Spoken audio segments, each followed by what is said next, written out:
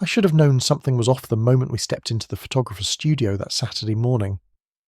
My wife Karen had that look she gets when she's nervous about something. You know the one. Not quite a frown, not quite a smile, just this thin line across her face that means she's running through contingency plans in her head, worrying about every possible variable. The studio was one of those trendy places in the downtown arts district, all exposed brick and polished concrete floors and natural lighting that spilled through these enormous warehouse windows. It had a backdrop that changed colours depending on the angle you looked at it from. Some kind of expensive fabric that shifted between deep blue and grey. The photographer, a guy named Daniel, who came highly recommended through Karen's sister's friend, was setting up equipment while my daughter Sarah and I stood around trying to figure out where to put our hands. These things always feel awkward at first. There's this weird D period right before professional photos where nobody knows if they should be standing naturally or posing or what. My son Michael was still outside in the waiting area, probably scrolling through his phone like usual, waiting for his turn to endure this family obligation. We'd been planning this family portrait session for months, ever since Karen's birthday dinner when she'd mentioned how long it had been since we'd had actual professional photos taken. It was supposed to be one of those things you do when everything feels stable, when you want to capture a moment in time before life inevitably throws something at you that changes everything. My parents had passed away 5 years ago, and I'd always regretted not having more recent photos of the whole family together. Karen kept saying we should do it for the grandkids someday, even though Sarah and Michael were both still in their 20s and weren't even thinking about kids yet. But you know how spouses are. Karen had this whole vision of what the portraits would look like, where we'd print them, which ones would go in the living room and which would go upstairs in the hallway in frames we'd eventually buy. She'd picked out outfits for everyone months in advance, coordinating without being too matchy, which is harder than it sounds apparently. Earth tones, she'd said. Nothing too bright. Everyone had groaned about it, especially Michael, who didn't understand why this mattered. But here we were anyway, paying $400 for a couple of hours of sitting around pretending to be a normal family that always gets along perfectly and has no secrets. I remember thinking during that morning drive to the studio that we actually did look pretty normal from the outside, like the kind of family that had their lives under control. We weren't going through anything dramatic or visible to the outside world. My job in project management at a commercial construction firm was stable, had been for 15 years, with the same company. I liked the work, the problem-solving, managing teams, watching something get built from nothing and chaos into something real and substantial. Karen worked as a dental hygienist, had her own regular clients she'd built up over years, steady income, good benefits, worked 3.5 days a week so she had time with the family and could pick up groceries and handle the household. The kids weren't in any trouble that we knew about, weren't struggling, weren't rebellious. Michael was finishing up his engineering degree at the university. Interning at a firm downtown, seemed to be doing well. Sarah was already settled into a teaching position at a middle school, downtown teaching English and literature. Seemed happy with it mostly, got along with her colleagues. There were no health scares, no financial crises, no looming problems that I was aware of anyway. No affairs, no secret debts, no diagnoses waiting in test results. Just a regular middle-aged couple in our mid-40s with adult kids trying to capture a moment before time erased everyone's youth completely, and everyone went their separate ways more definitively. That's the thing nobody tells you about life when you're younger and thinking about the future. The worst moments don't always announce themselves properly. They don't give you a heads up or a warning sign written in flaming letters across the sky, where you can prepare yourself mentally and emotionally. Sometimes they just show up quietly, completely unannounced, in the background of a photograph that's supposed to be about capturing happiness and family. They wait patiently to be discovered later, waiting to turn everything upside down when you're least expecting it. The session itself took about 90 minutes. Daniel was good at what he did, clearly had done this hundreds of times. He had Karen relax her shoulders about 6 different ways, got Michael to smile an actual genuine smile instead of that grimace he usually does, and had Sarah and I standing close enough to look natural, but not so close that it felt staged or uncomfortable. There were the traditional family group shots first, All four of us arranged against the backdrop in different configurations. Then some individual ones, headshots of each of us. Then some candid stuff where he had us interact with each other. Daniel kept saying things like, "I love that, that's perfect, very natural," which I'm pretty sure he says to everyone who sits for him.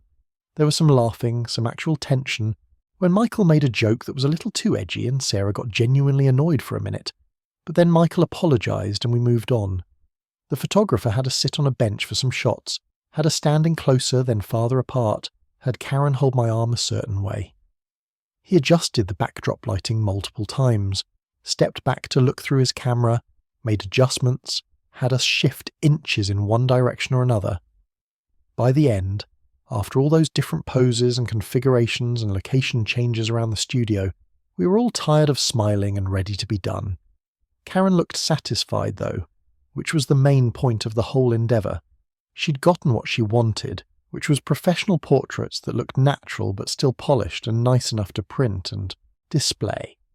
We paid Daniel $400 handed over and scheduled the follow-up appointment to view the proofs and select which ones we wanted printed. He said it would take him about a week to edit everything and have the digital proofs ready for us to review. We headed out without any idea that something impossible had happened in his studio that morning, something that was quietly waiting in the background of multiple shots. Everything was completely normal for the next day and a half, which is the part that gets to me when I think about it now. The way everything felt so safe and regular when danger had already started. Saturday afternoon we went home, had dinner at the kitchen table with the windows open because the weather was nice. Karen spent some time going through the digital preview proofs that Daniel had sent to her email while I cleaned up and did the dishes. She was happy with most of them, seemed genuinely satisfied with how they turned out and how professional they looked. She kept calling me over to look at different ones, bookmarking the ones she wanted as prints, and sending them to me with little comments written in his system. This one for the living room? Like this one of just the three of us. The one with Michael actually smiling. That kind of thing. I remember thinking they looked good. They looked like what we'd paid for. They looked normal and happy and exactly like a family that had their lives under control. Sunday came and went without incident. We did laundry, went to the grocery store where I ran into Tom from work in the produce section, and we talked for 5 minutes about a project that was running behind, went to Karen's parents' house for dinner, which was kind of boring but fine, watched a movie on the couch when we got home. Everything was exactly the way life usually goes. No red flags, no strange occurrences, just normal life. Monday I was back at work, caught in traffic on the way there listening to sports radio talk about the upcoming season, sat through meetings about timelines and budget overrun, and contractor problems and material delays. Karen went back to the dental office doing cleanings and root canal prep, and had her regular patients that she'd been seeing for years. Michael went back to his classes at the university, was stressing about an exam coming up the following week. Sarah went back to grading papers late into the evening and dealing with teenagers in the middle of their adolescent chaos, trying to get them interested in reading actual literature instead of just looking at their phones. Life just kept happening normally around us, the way it usually does, completely oblivious to the fact that something deeply wrong was waiting in those digital files that Daniel had on his computer. Something that shouldn't exist. Something impossible. Then Tuesday morning my phone rang while I was in a meeting with my boss and 2 contractors discussing a new site. I almost didn't answer because it was an unknown number, but something made me pick up anyway. Some instinct that told me I should take this call. It was Daniel, the photographer. His voice sounded strange, kind of tight and uncertain, like he wasn't sure if he should be making this call, but felt like he had to anyway out of some sense of professional responsibility. "Hi, I'm sorry to bother you at work," he started, which immediately made my stomach tighten in that way it does when something is about to be wrong. Nothing good ever comes after an apology like that, delivered in that particular tone. "It's about your family portrait session from Saturday. I've been going through all the digital files, editing them, getting ready to prepare them for printing and upload the gallery for you to select from, and He paused for a long time, and I could hear him breathing on the other end, like he was trying to figure out exactly what to say and how to say it. "Sir, I found something in the background of the photos. You need to see this in person. I don't want to send it digitally. I don't feel comfortable with that. I need you to come to my studio. Can you do that today? It's important." My first reaction was just pure confusion. What kind of something? A photobomb from someone in the building? An unexpected person visible in the reflection of something? I asked him what he meant, what specifically he'd found, but he got more insistent that I needed to see it in person, that it wasn't the kind of thing to discuss on the phone or describe over a call. He said it was urgent, that word again, and that I should bring my wife if possible. That escalated things in my mind immediately. Urgent. Not interesting or unexpected, but urgent. Whatever was in those photographs, he thought it was important enough and strange enough to interrupt my workday and request an in-person meeting. I told him I'd have to rearrange my schedule and call him back, that I couldn't just leave work with a tout explanation. He gave me a studio number and said to please call within the next hour because he wanted to address this today if possible, like it was time sensitive for some reason I didn't understand. I got out of the meeting early, made up some excuse about an emergency that came up, probably said something about a contractor issue or a site problem, and drove straight to pick up Karen from her dental office downtown. She was confused and concerned when I explained what Daniel said over the phone, just as confused as I was, maybe even more so. She kept asking what he meant, what could possibly be wrong with the photos. Neither of us could imagine what could possibly be so urgent about family portraits that were taken less than a week ago. Maybe there was some kind of technical issue where the files got corrupted and he was asking us to pay again for a reshoot. Maybe he'd accidentally captured something he needed permission to use, like someone in the window reflection. The theories kept, tea coming, but none of them made sense. We didn't talk much on the drive to the studio, which is unusual for us. We were both trying to think of explanations that fit what Daniel had said, and none of them seemed quite right or adequate. We kept coming back to the same question. Why urgent? Why in person? What could possibly be so wrong that it required an emergency trip to a photographer's studio? By the time we pulled into the parking lot near his studio downtown, my hands were actually shaking on the steering wheel in a way that wasn't just nervousness about being late to meetings. Some part of me, some instinct I didn't quite understand or want to acknowledge, knew that whatever was about to happen was going to matter in a way that normal photography problems didn't. I just didn't know how much or what it would mean for all of us. Daniel was waiting for us when we got to the studio. He was standing outside on the sidewalk like he'd been watching for us or waiting anxiously for us to arrive. He looked stressed, definitely more stressed than any photographer should look, about pictures that were supposed to be a happy family memory. His hair looked messy, like he'd been running his hands through it, repeatedly, and he had dark circles under his eyes like he hadn't slept well. He led us into his back room, past all the equipment and various backdrops rolled against the walls, past his collection of lighting equipment and reflectors, to his computer setup in the back corner. The screen was already pulled up to one of the photos from Saturday's session, like he'd been staring at it repeatedly and studying it. It was 1-0. Of the main family group shots, all four of us standing together against that changing colour backdrop we'd posed against. We looked good in it. Genuinely good, actually. Happy, comfortable, relaxed, like a family that had their lives together and understood each other the way families are supposed to in photographs. Everything was exactly as I remembered it from the session, exactly as I'd expected it to look when he finished the professional editing and colour correction. I'd seen the preview proofs online, and this was the same photo but fully edited now. Then Daniel zoomed in on the left side of the frame, the background area that's supposed to just be out of focus and blurred into nothing. As he enlarged it, focusing on that blurred section, where the backdrop just folds and creases, I could start to make out details that hadn't been obvious at normal size. There was definitely something there, something that shouldn't be there. It was small, barely visible really, mostly hidden in the shadows of the backdrop folds and the edge of the frame. But as my eyes adjusted and Daniel pulled up an enhanced version with better clarity and contrast applied, it became clearer and sharper and much more obviously a person. It was a figure, A person. Someone standing behind us, completely still and motionless, watching us pose for the photograph. Someone who had no business being there. My heart literally dropped in my chest, the way people always say it does in movies, but you never really believe will actually happen until it happens to you in real life. Karen gasped and grabbed my arm hard, her nails digging into my skin through my shirt sleeve. Neither of us could process what we were looking at or how it was even physically possible. How could we not have seen this person?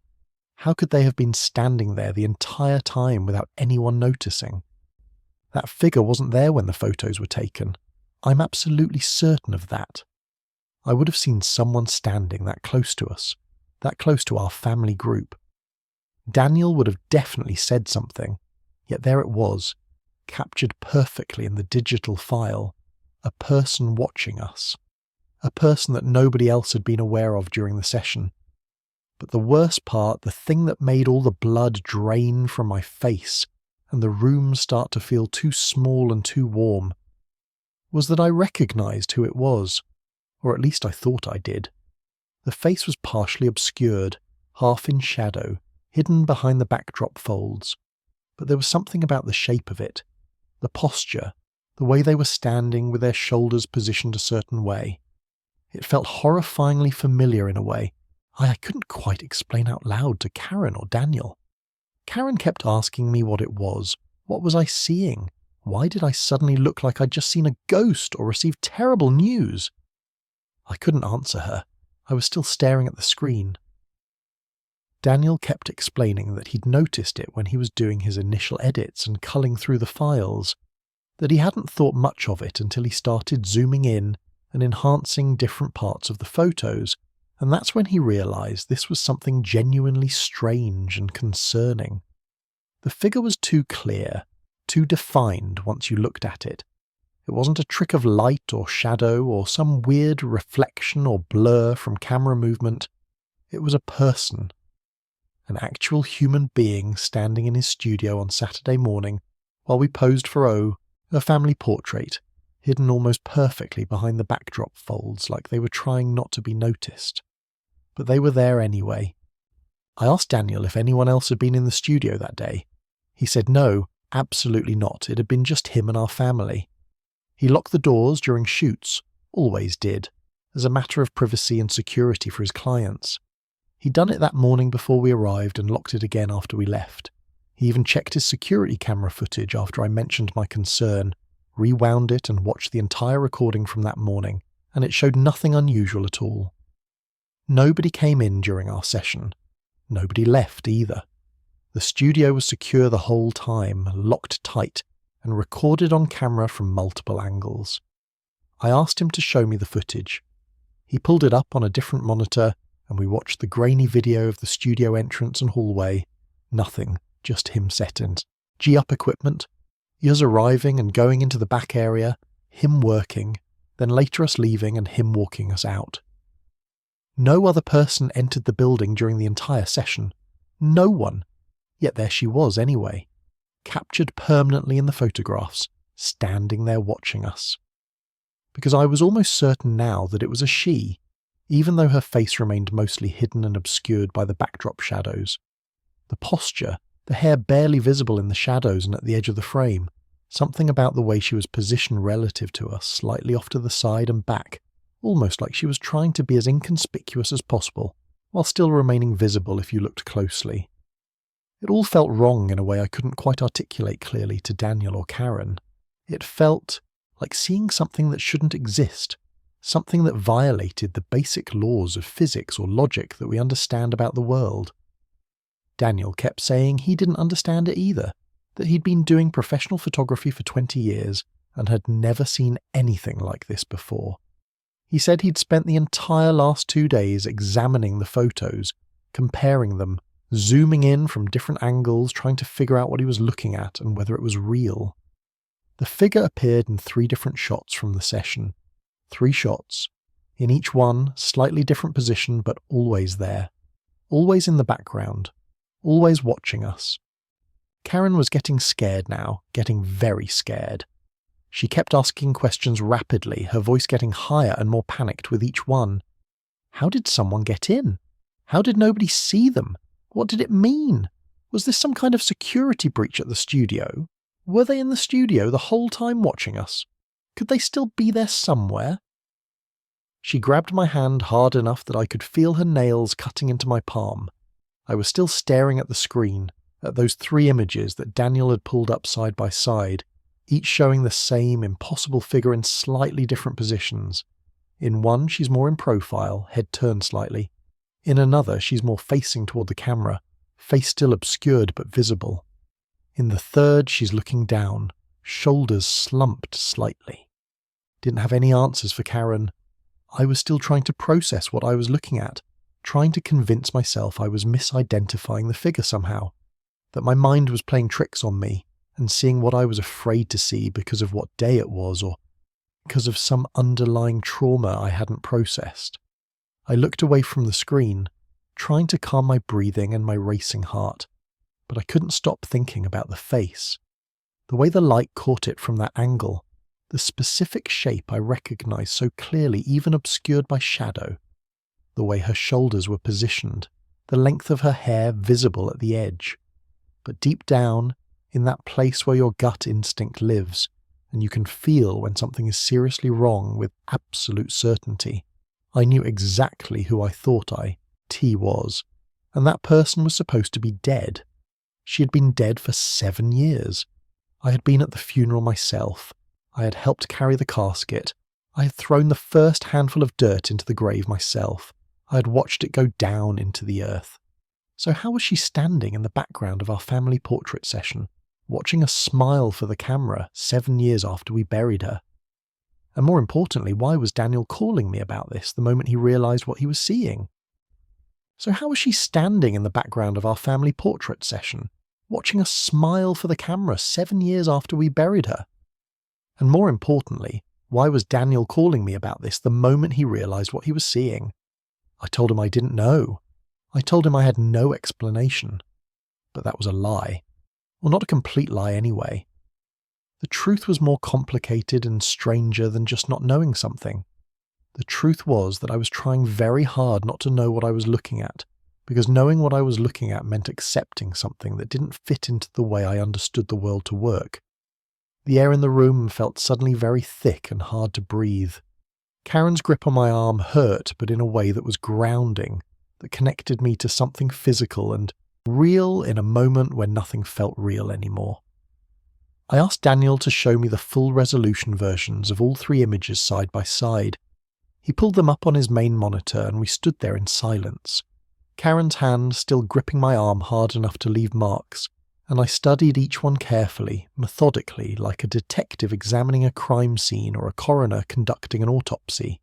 Every pixel, every shadow, every edge and contour, looking for any explanation that would make this make sense. Looking for proof that it was a fake or a hoax or some kind of digital manipulation that Daniel had done accidentally during his editing process. The figure was definitely there. Not a shadow or a trick of light or some weird artifact from the digital file compression. An actual person. In the first image, the figure was half turned away from the camera, head tilted downward, shoulders slumped forward. In the second image, she was standing more upright, head raised slightly, more visible in profile. In the third image, her face was turned more toward the camera, though still obscured by shadows. But across all 3 images, the essential fact remained. She was there. Someone who should not have been physically possible to be there was there anyway, captured in permanent digital form, watching us while we posed for our family photograph. She had been so careful about her positioning and her posture that we had all completely failed to notice her presence, even though she was physically present in the same room breathing the same air. I zoomed in on each one individually, using his software to look at different angles and crops. Daniel walked me through his process of discovery, how he'd started noticing something odd about the background layers. He'd been editing the files when he noticed what looked like a person in the deep background blur where the backdrop folds created shadows. His first thought had been pareidolia, the way human brains are wired to see faces in random patterns. But when he started isolating the specific areas and enhancing them with better contrast and clarity adjustments, running them through multiple filters, it became undeniably obvious that there was an actual human being there. Not a ghost, not some kind of supernatural phenomenon, but an actual person made of actual matter taking up actual space in his physical studio. And I kept coming back to that impossible face, that specific arrangement of features even partially obscured by shadow, that posture and build and presence that I recognised with an accuracy that made my stomach turn and my chest feel tight and my hands start to shake. I recognised it the way you recognise a voice you know intimately, the way you recognise your child crying from across a crowded mall, the way you recognise your own mortality when someone gets sick or dies, with complete and utter certainty, with something that goes deeper than visual recognition, with something that speaks directly to the oldest and most primitive parts of your brain that handle threat detection and survival instinct. That part of your brain that knows when something is fundamentally wrong, even if you're cool. Anxious mind hasn't fully processed the implications yet. That part that starts flooding your system with adrenaline and cortisol and all those stress hormones before you've even consciously acknowledged what you're looking at. My sister Rebecca had been 7 years dead. I had been at the funeral. I'd stood there in my black suit in the middle of July listening to the priest say words about her life and her legacy and her sudden passing, speaking to a room full of family and friends who had all turned up to say goodbye to a 38-year-old woman who had simply woken up with a terrible headache and been dead by the time the ambulance arrived at her house in the emergency room. A burst aneurysm. The doctor said one of those things that nobody sees coming, nobody can prevent, nobody can do anything about. One of those random cruel moments where your body just betrays you completely without warning. There one moment, gone the next. One instant alive and breathing and thinking, and the next instant completely and utterly gone. I had carried her casket over the hearse with my cousins and her husband, all of us trying to hold it steady as we moved, all of us trying not to think about the fact that Rebecca was inside it, that my sister's body was in that wooden box that we were carrying like pallbearers in some kind of ritual that was supposed to matter, but mostly just felt like additional torture on top of already unbearable grief. I had thrown the first handful of dirt into the grave myself, my hand shaking so badly that most of it missed the coffin, my son Michael's hand on my back as I did it, him trying to hold me steady, me barely able to stand.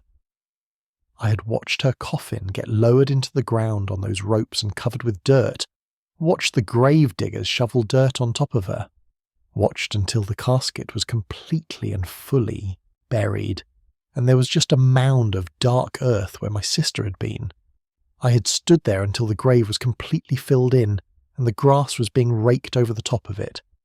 I had gone home and sat in my house for 3 days, not talking to anyone, not eating much, just sitting and staring at walls and trying to understand how someone so young and vibrant and present just stops being present and becomes a permanent absence that you carry around with you for the rest of your life. And now, 7 years later, she was standing in the background of my family portrait session, watching us. She was watching us smile for the camera while completely present and very much alive. That image kept playing over and over in my head, the implications cascading in all directions at once like some kind of horrible cascade failure. Was she alive? That was the first question. If she was in those photographs, if she was physically present in Daniel's studio on Saturday morning, then in some form she was not dead. But that was impossible. I had seen her body. I had stood next to her open casket in the funeral home and identified her myself. I had recognized her face, her hair, her hands, and then she had been buried. So how was she now present in photographs taken 7 years later? Unless she hadn't been dead, unless there had been some massive error in identification, unless her body had been someone else and she had been alive this whole time. But where had she been? Why Norway? Would she not contact us? Why would she let us grieve her and bury her if she was actually alive? That made no sense. And even if I was wrong about what I was seeing, even if my recognition was faulty, How did someone physically get into Daniel's locked studio without appearing on his security camera footage? How could someone be in a locked and monitored room and not show up in any recording? I felt like I was spinning into madness, like my grip on reality was coming loose. Karen was asking me questions, but her voice sounded very far away. Something about calling the police? Something about needing to know if I was okay? Daniel was asking if I knew the person, if I could identify who it was. I didn't answer any of them. I just kept staring at those 3 images, trying to make the impossible fit into a framework my brain could process. It couldn't. My mind kept rejecting the data, and that was the moment I understood that something fundamentally broken had happened. Something that touched the very foundation of everything I believed I knew about how the world works. My sister was dead. I was completely certain of this. I had attended her funeral. I had buried her. But she was all so standing in the background of our family portrait session. And those 2 things could not both be true, except they were. If they were both true, then something I knew to be impossible had actually happened. Which meant either my understanding of what's possible was broken, or I was losing my mind, or some combination of both. I had no idea which one it was. We left Daniel's studio with digital files of all 3 images with the figure visible in the background. I had asked Daniel not to post them to any online gallery, not to share them with anyone else, not to edit them any further or alter them in any way. Just keep them on his backup drives and wait for me to contact him again. Just keep them safe and secret and available for me to examine whenever I needed to. He agreed, though he looked deeply uncomfortable with the whole situation. Like he wanted to report this to someone official, but knew that I was the client and I had the right to decide what happened to the photographs. We drove home in almost complete silence, Karen occasionally glancing at me like she was trying to figure out if I was having some kind of medical emergency, if I were as about to have a heart attack or a stroke or some kind of total psychological breakdown right there in the driver's seat. I wasn't. I was functioning perfectly normally on the surface, on the mechanical level that you need to function to operate a vehicle safely.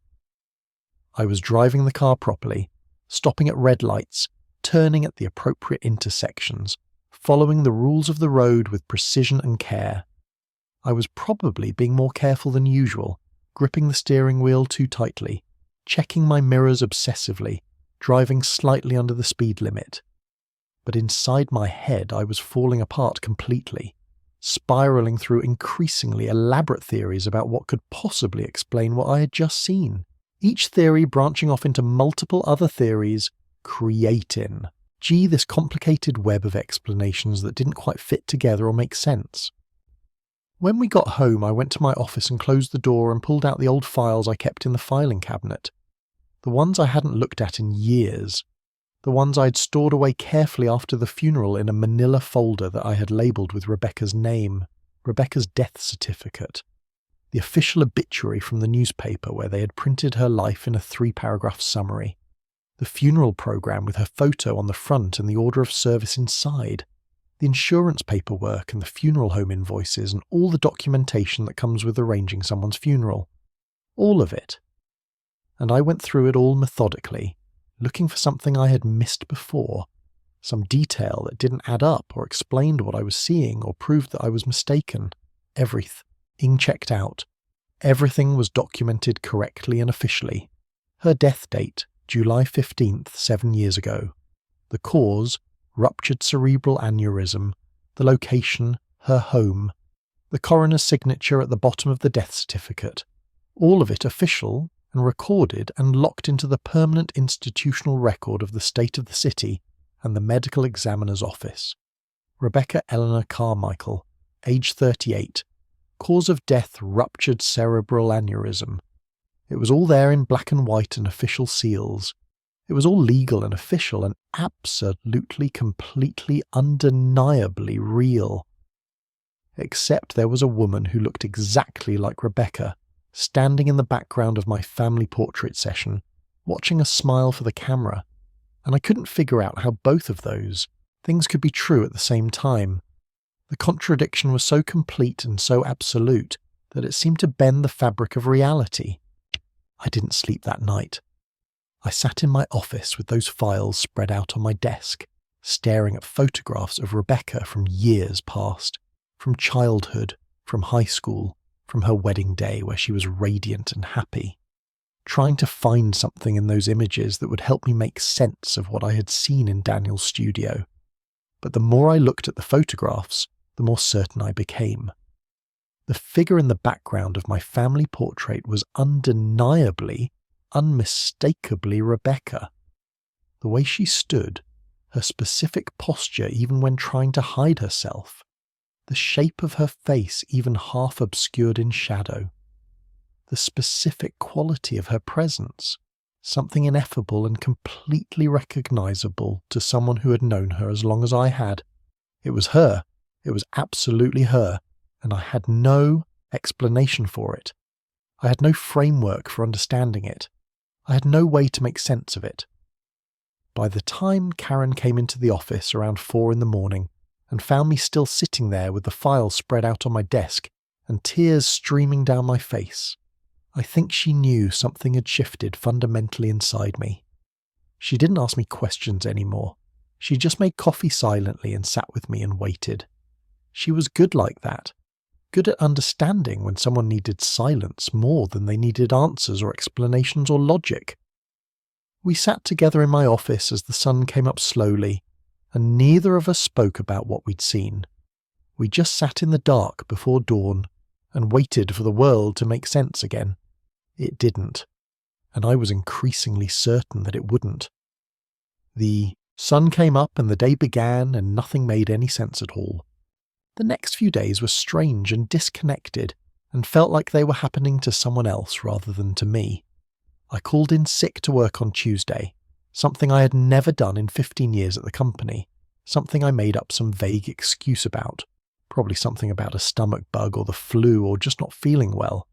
I didn't explain further. I just said I needed to take some personal days. My boss agreed without pushing for details, and I spent my time with Karen going through everything I could find that related to Rebecca's death and the years immediately following it. We pulled up old email archives, searching through years of stored messages, looking back through the communications from that time, the hundreds of messages of condolence we'd received from people who had known her, the information from the funeral home, the newspaper clippings, the obituaries printed in multiple places. It was all there. Rebecca was dead. The entire world officially knew she was dead. Her own children, now teenagers living with their father and his new wife, had grown up knowing their mother was dead. Her husband had remarried within a reasonable amount of time. Her job had been filled by someone else. Her life had been closed out completely and filed away into the permanent past, into history, into the category of things that had happened a long time ago. And yet, the woman in those photographs was unmistakably Rebecca. I couldn't explain it, and Karen couldn't explain it, but we both saw it. We both recognized it. I contacted Daniel again on Wednesday and asked if there was anything else he wanted to tell me about the day of the shoot, anything unusual or strange that he had noticed at the time, even if it didn't seem significant or important to mention before. He said no, nothing at all. He said it had seemed like every other portrait session he did, that we had been a normal family group, cooperative and pleasant, that nothing felt off or odd while we were there. I pressed him on it, asking if anyone else came in, if anyone accessed his studio, if he heard anything unusual. He maintained that no, the studio was locked. The security footage showed nothing. Everything was normal. I asked him if Rebecca had ever used a different name, if she had ever gone by something other than Rebecca, if maybe here was a nickname or a stage name or something like that. He looked confused and asked me who Rebecca was. I realized at that moment, with a strange feeling of displacement, that I had never actually mentioned her name to him. I had just said someone had been in the background and I recognized her. I had shown him the photos and expressed my shock and concern, but I hadn't said who it was. I hadn't mentioned Rebecca at all. So how had I known to use her name when I was asking him questions? How did I slip into using her actual name when I was describing the figure to Daniel as if it was the most natural thing in the world? Had I mentioned it and somehow forgotten? Had Karen mentioned it to him while I was not paying attention? I couldn't remember.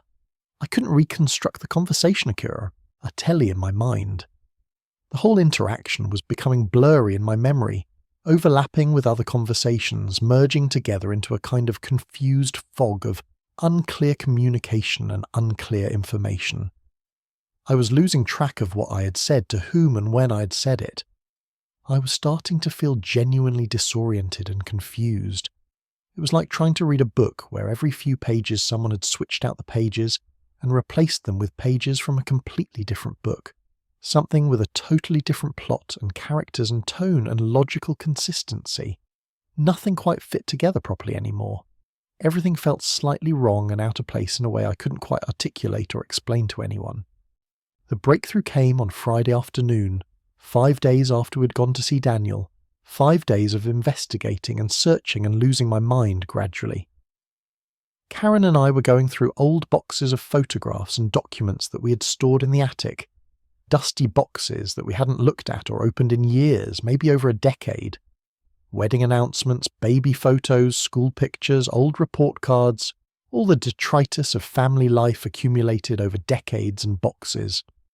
We were looking for anything involving Rebecca, trying to build a timeline of her life, trying to find some kind of explanation for what we'd seen, trying to find a clue that would make sense of the impossible. And then I found it. A letter. An old letter in an envelope. Not so old really, recent actually, addressed to me, and handwriting I recognised immediately. In Rebecca's handwriting. Her specific way of writing, the way she formed her letters, her specific style. But with my current address on it, the address where I'd been living for the past 3 years since we'd moved to a different neighbourhood. The envelope was unopened, not read, just sitting there in a box where it must have been placed carefully with intention. The postmark was dated from 6 months ago, not 7 years ago when she was supposed to be dead. Not during her funeral or in the period immediately following when our mailbox was flooded with condolences, from 6 months ago, from December of the previous year. My hands started shaking. I couldn't open it. I was afraid of what it might say. I was afraid of what it might mean. I handed it to Karen and she looked at it like it might explode at any moment, like it was dangerous or contaminated.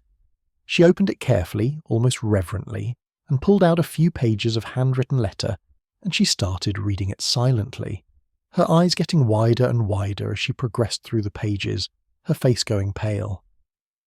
When she finished, she looked up at me with an expression I couldn't quite read, a mixture of confusion and sadness, and something like understanding mixed with shock. She handed me the letter without saying anything, and I read it. Rebecca had written to me in her own distinctive handwriting, describing her life over the past 7 years in fragments and pieces that didn't quite add up to a complete picture, but conveyed enough information to completely transform everything I thought I knew.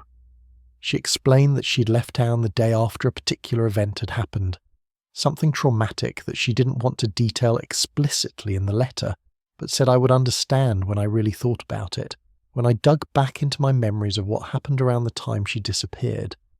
She said she'd needed to disappear for a while, needed to completely remove herself from everything and everyone that knew her, needed to become someone else temporarily to figure out who she actually was and what she actually wanted, to head out of life without the weight of her past or her family or everyone's expectations crushing down on her. She said she'd gotten new identification, found work in other cities and other states under different names, lived quietly and kept to herself in small apartments in places where nobody knew her. She said she had watched me from a distance, had seen me through photographs and social media posts, had kept track of my life and Emily's life and Michael's life without making contact because she wasn't ready yet to return, wasn't prepared emotionally to face everyone and explain what she'd done.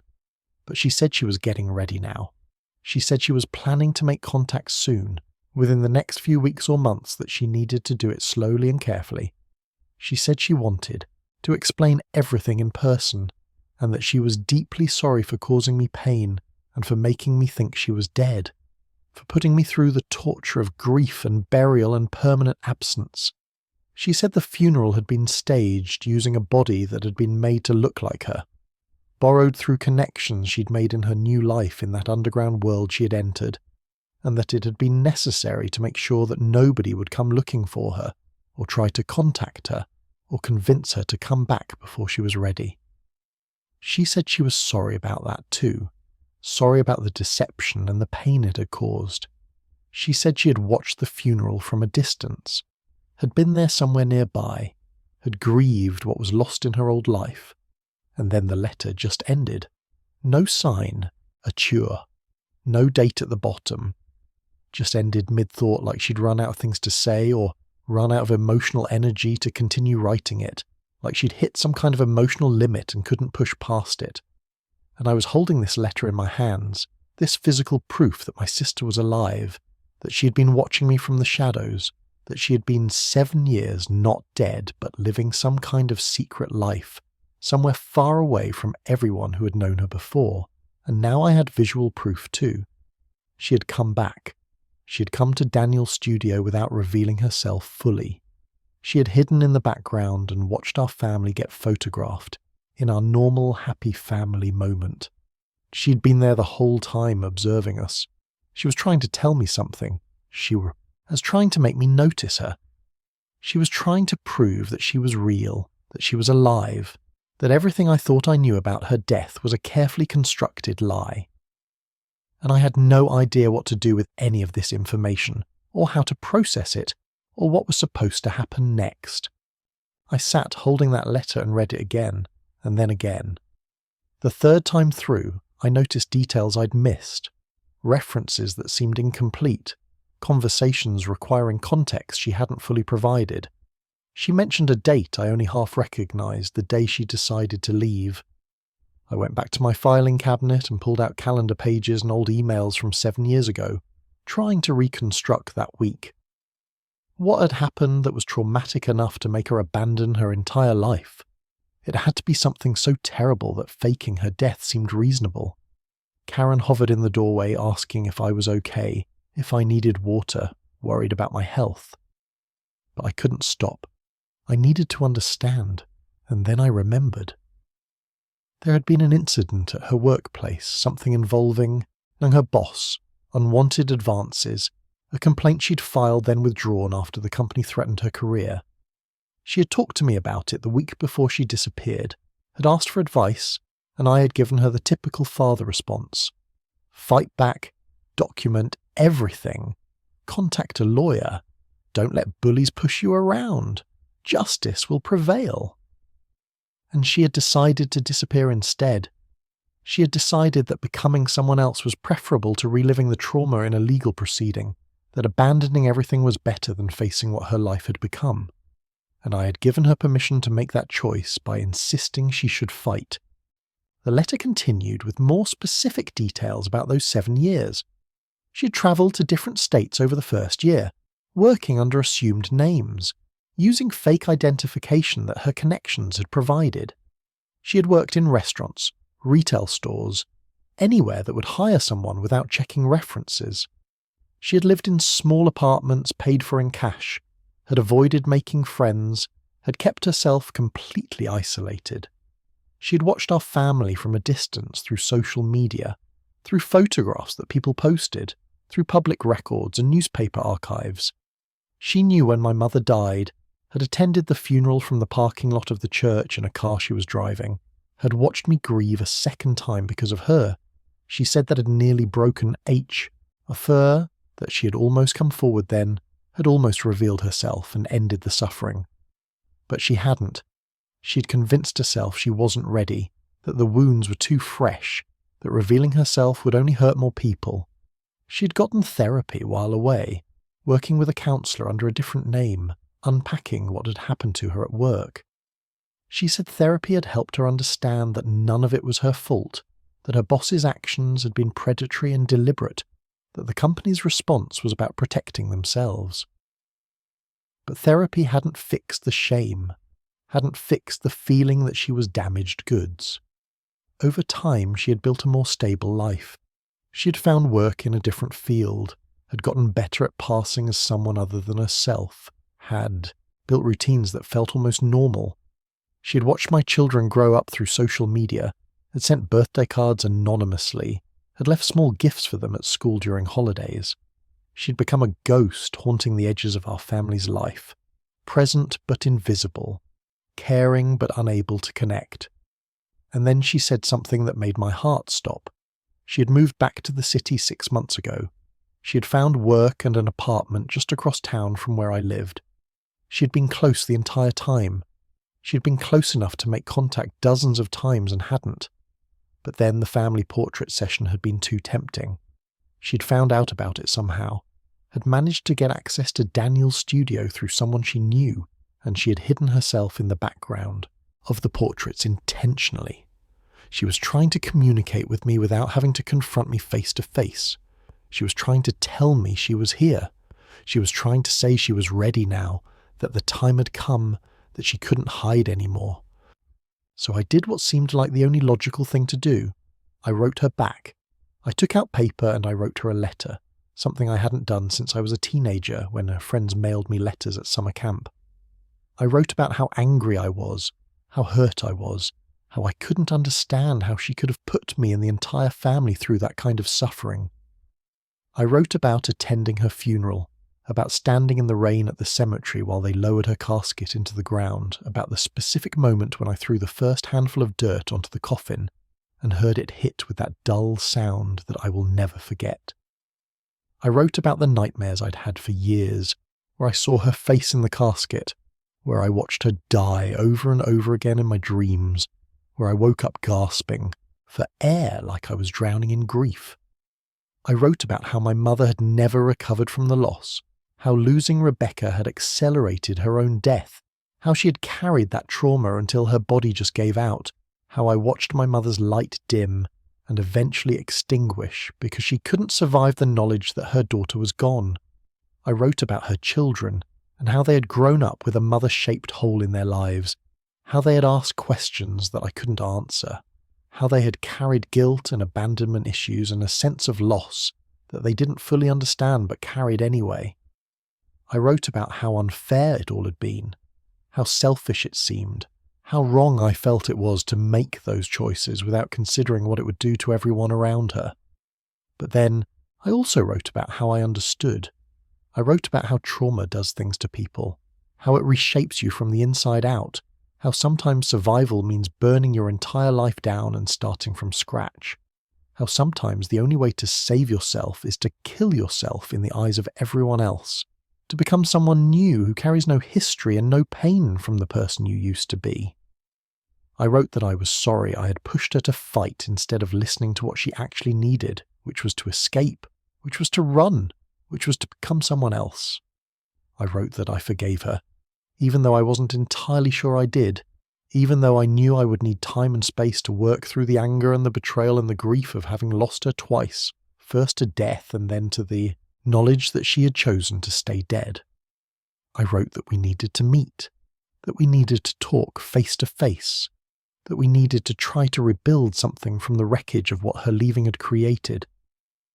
I addressed the envelope to an address she had written in a postscript at the bottom of her letter, an apartment address that was indeed just a few miles from my house, close enough that she had been breathing the same air as me for 6 months, close enough that she could have come to my door at any time. She came out about 2 hours later and she looked different than I remembered, but also exactly the same.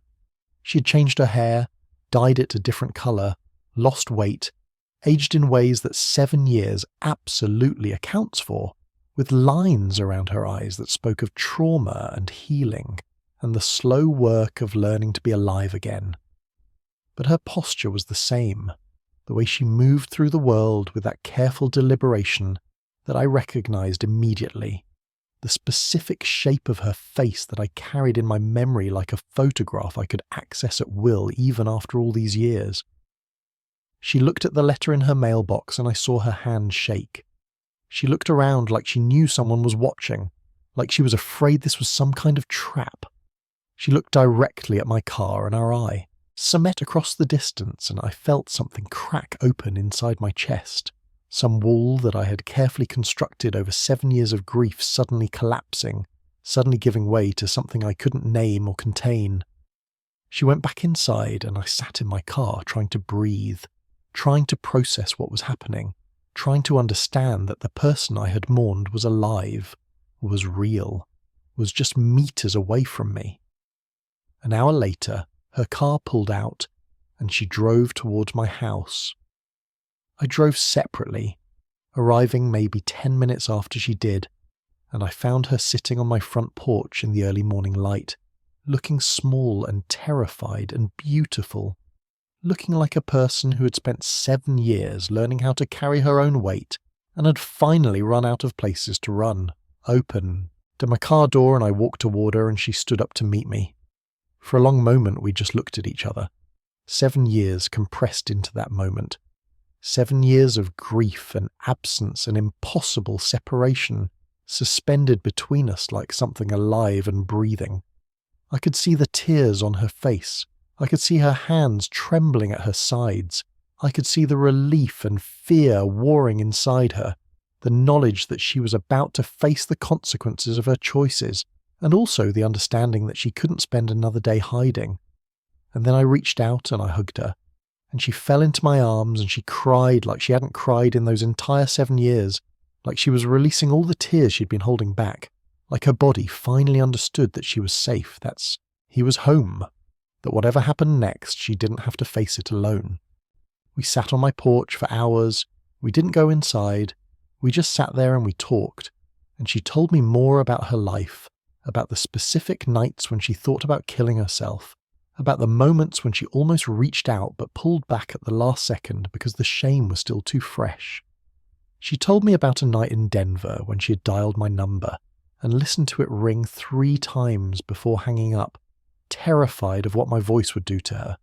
She told me about the moments when she almost reached out, about the day she saw a photograph of her daughter in a school pageant and realized that girl was a young woman now, that her children had lives that she wasn't part of, that she had missed so much that could never be recovered or relived.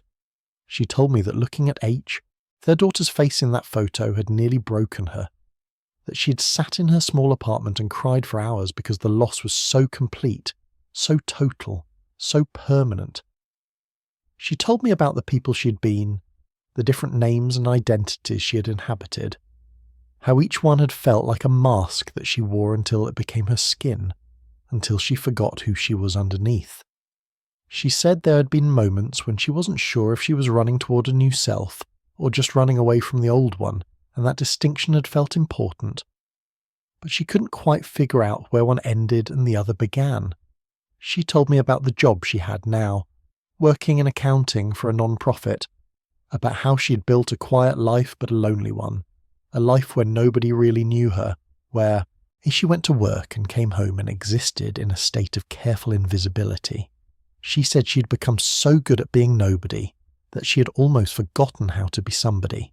She told me about the moment when she realized she was healed enough to come back, when she understood that the trauma didn't have to define her forever, that she could face what she had done and try to repair it. She said that moment had come gradually and then all at once, like her mind had spent years healing without her permission, and then suddenly snapped into understanding. I told her about the years of grief, about my mother's decline, about how her children had asked about her on their birthdays, about how I had held them while they cried and I didn't have answers for their questions. I told her about how her children had carried questions and confusion and a sense of absence that shaped who they became, that changed the trajectory of their lives.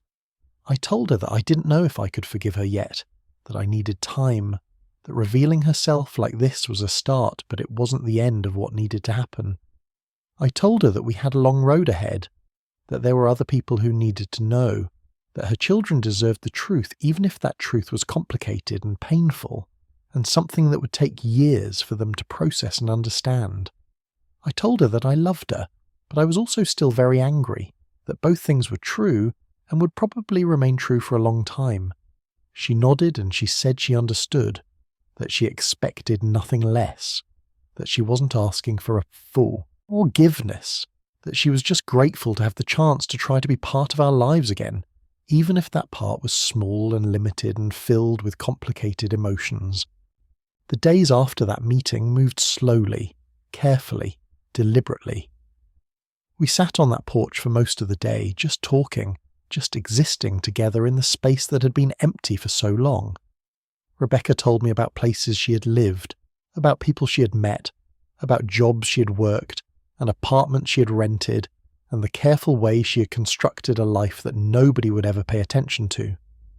She talked about Las Vegas and Austin and Denver and small towns in Missouri, where nobody knew her name or her history. She talked about being a barista in Phoenix, a grocery store cashier in Portland, a data entry specialist in a dingy office in Kansas City. She talked about the different versions of herself that she had inhabited, the different personalities and stories she had learned to present to the world depending on where she was and who she was with. She told me about the moment she knew she was ready to come back, about the therapy session where her counsellor had asked her what she was running toward instead of just what she was running away from. That question had changed something fundamental in Rebecca's understanding of her own story. She realised she wasn't just fleeing trauma, she was also building capacity for healing. The trauma that had sent her running had been real and significant, but it didn't have to be the entire story of her life. She could write new chapters, could create new narratives, could become someone who wasn't defined by what had been taken from her. Karen met Rebecca on the second day. She came home from work and found Rebecca sitting in her kitchen with me, and for a moment there was just silence and shock and the weight of impossible reunion hanging in the air between them. And then Karen cried too, not with the same release that Rebecca had experienced, but with something more complicated, something mixed with betrayal and relief and the strange emotion of discovering that someone you mourned is still alive, that someone you thought was gone forever has been walking around in the same world all this time, breathing the same air, existing in the same reality. We didn't tell anyone else for another week. We needed time to process it ourselves before introducing Rebecca back into the world, before telling her ex-husband and her children and her friends and everyone else who had grieved her and mourned her and carried her Ori like a stone in their chests. When we finally did tell them, the reactions varied wildly.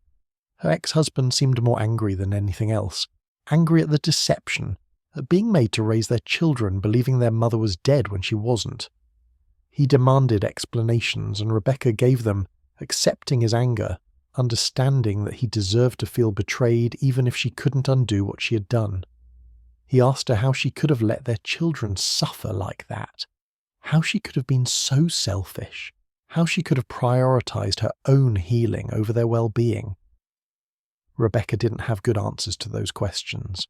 She admitted that she had been selfish, that she had made a choice based on her own survival needs without fully considering the cost to others. Her son felt betrayed and hurt, but also relieved that his mother was alive, that his childhood hadn't been as tragic as he had believed, that the absence he'd carried was based on a lie rather than an actual irreplaceable loss. He wanted to know if she'd always planned to come back, or if she had just given up on hiding eventually.